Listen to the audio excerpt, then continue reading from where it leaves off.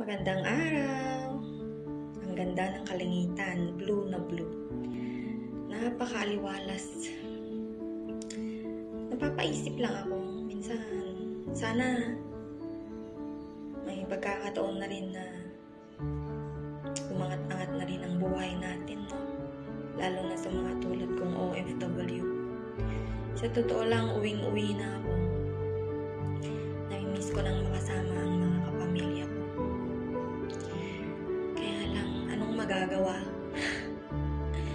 Kung maayos lang sana ang kita sa Pilipinas, walang OFW na magsasakripisyo.